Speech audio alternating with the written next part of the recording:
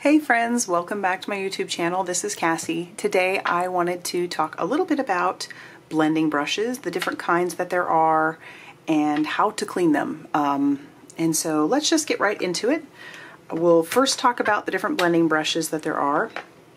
When I first started, the idea of spending money on a blending brush was a little bit daunting because at the time they were quite expensive. They've gone down in price quite a bit since the inception of the blender brush, but I will say that having a blending brush is just awesome. I love having them. They're just very different than using a sponge, and I feel like I get a smoother blend with a blending brush over the sponge. Not to say that I don't ever use the sponge, because I still do, but it just seems like when I want an even smoother blend, I will stick with the brush, or a softer blend at that too. So when I first started, I started with these Vivos beauty brushes. I think there was a total of five blending brushes, and they came in all different little sizes. This was the biggest one.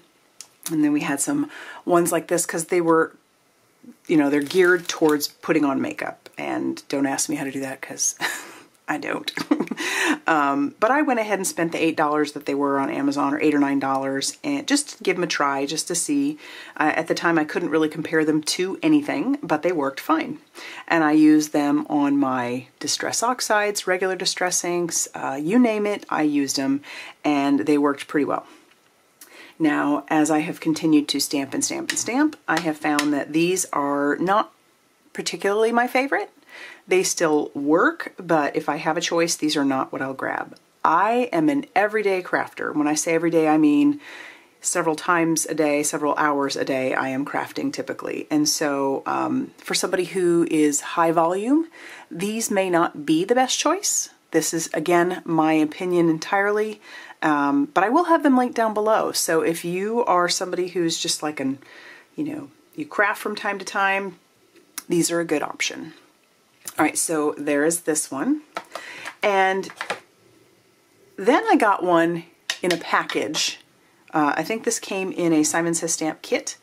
And I noticed a difference right away, not just in size of this one. I'll get one of the smaller ones to compare. So here's, I suppose, the closest to this size that the Vivos beauty brushes had.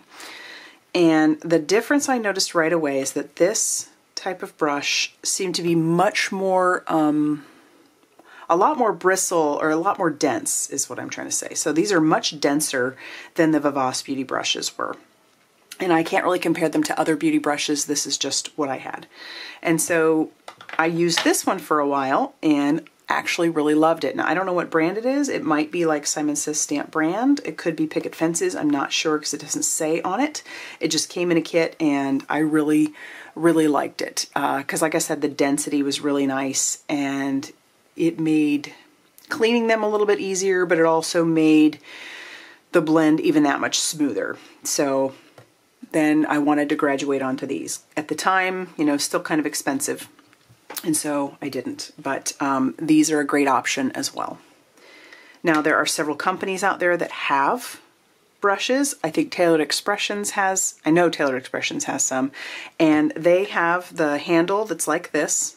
I believe their brushes are a little bit bigger. They're probably more this size. And they have a handle that's like this. They're different colors, so that makes it a little easier as far as blending, and you have to buy it as a whole set. And when you buy the whole set, then you have all the different colors, which can be nice if you're a crafter that crafts quite a bit.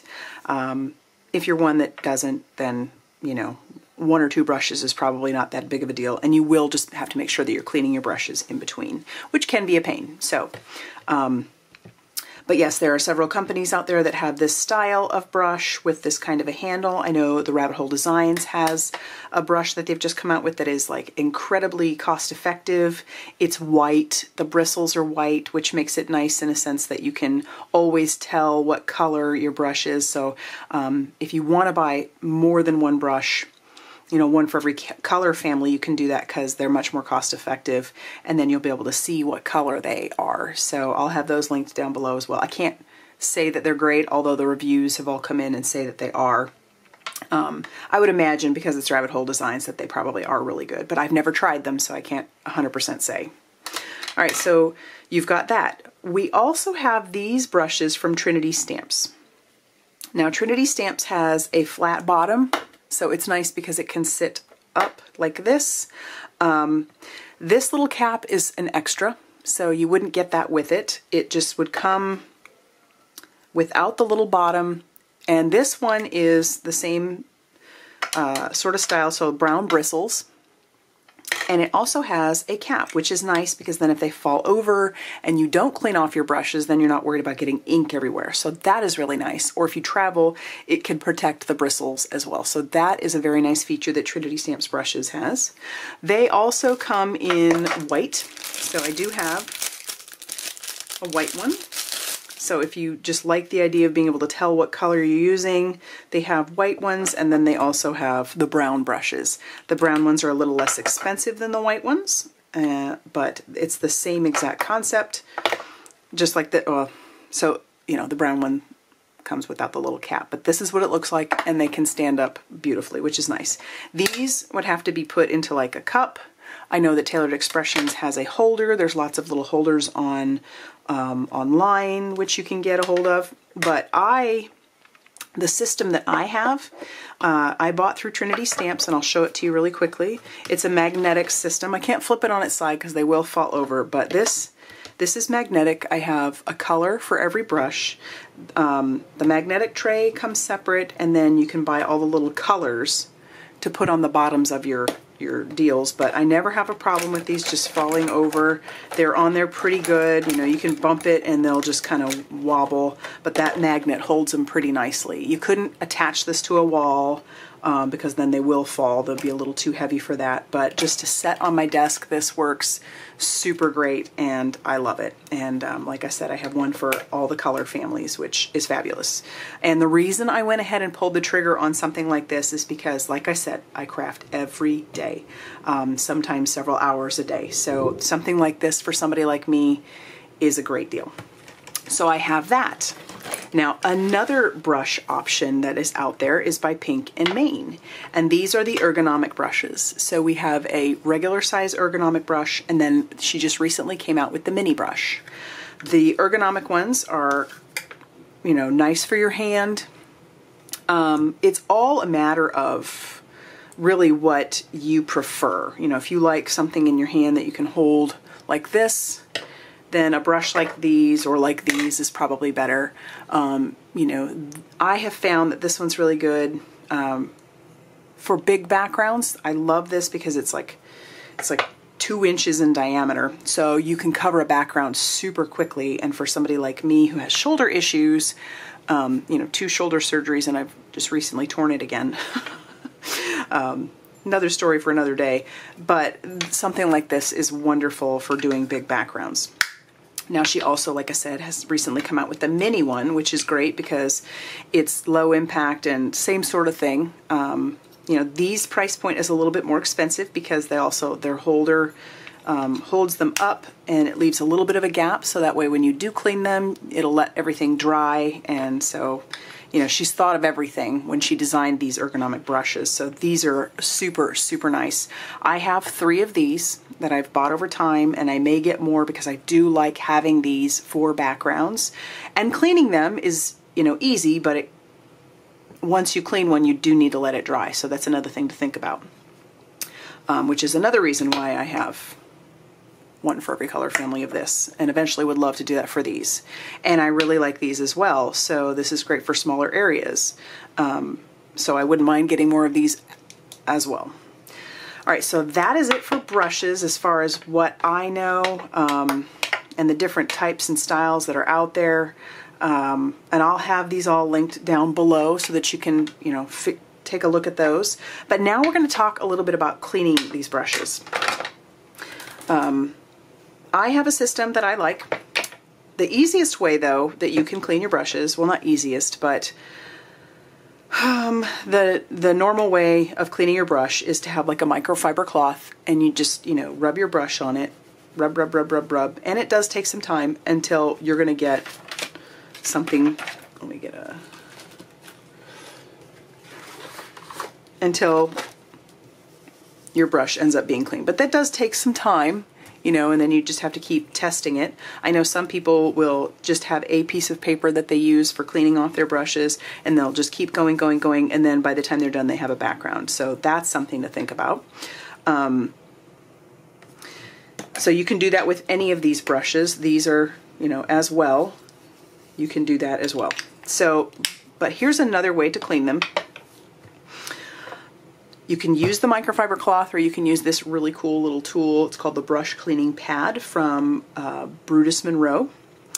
I like it because it has deeper grooves on one end, and then we have some lighter grooves over here. And this just does a really good job of getting in between the brushes, because, you know, that color gets deep in there. Not deep, but it gets in there, and you can clean it off by this, and it does take time, but this is a great way to do it. So let me just get a little bit of color on this bad boy, and I'll show you that we've got color on it, and then I'll show you how to clean it. So here's, you know, there's plenty of color on it. But I also use this Squeaky Clean. So this is, you could use water, you could use the Squeaky Clean. I like the Squeaky Clean because it does a really good job of just... So if you don't have this, a microfiber cloth would work. Just put a few squirts in there, and then I just go. I spin it around and back and forth.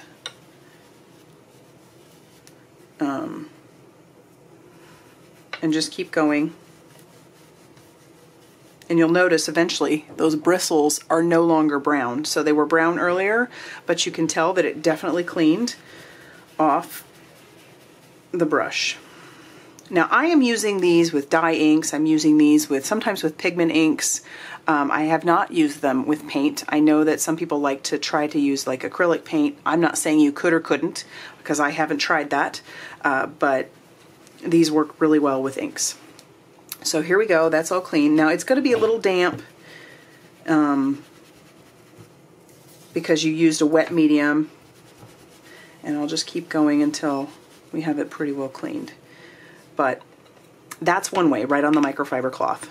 And then you'll put it back in your little holder if this is the type you have, and let it dry that way. Same sort of thing with this. You know, I've got some ink on there, so you could clean it this way.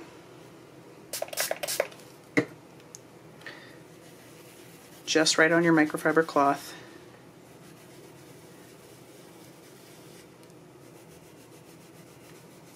This one I don't really care about it getting clean because it's for a specific color family, so I don't really mind. But yeah, and it's going to have a lot of color in it. So the reason that I actually prefer this is because while I can do it on this, it just takes a lot of time. I'm going to go ahead and just leave this alone, let that set up right, and we'll show you this one. So this one has all kinds of blue on it. Let's grab our cleaning brush pad, and I'm going to spritz some of this right on there. And you can already tell that it's pushing the color away. So then I'm just going to grab this and clean it around on there. You'll still need the microfiber cloth just to kind of wipe away, but I just find this system to be really nice.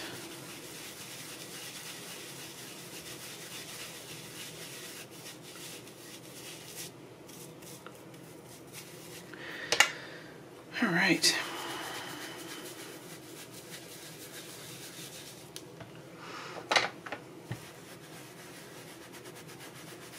And that's just to get the excess out. But this is a great way to scrub. And you'll notice that a lot of that blue is just now about gone. So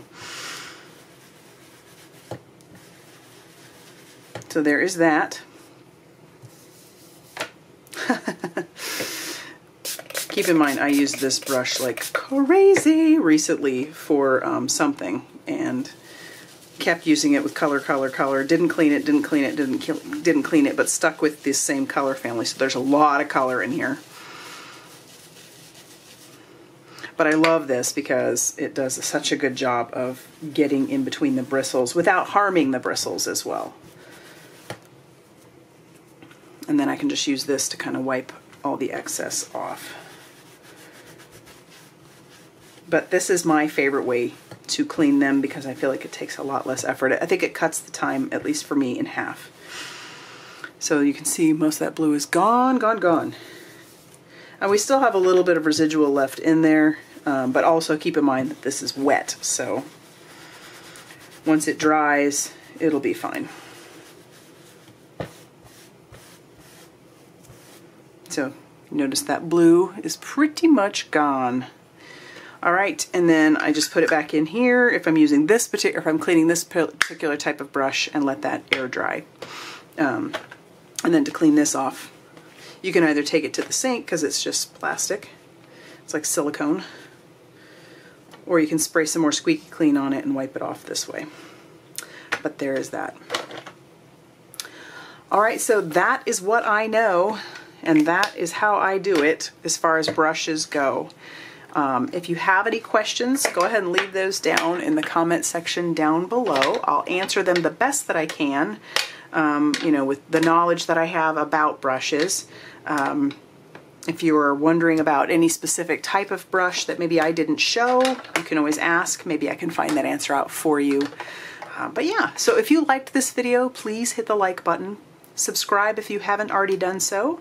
And as always, I will see you very soon in another video. Bye, everybody.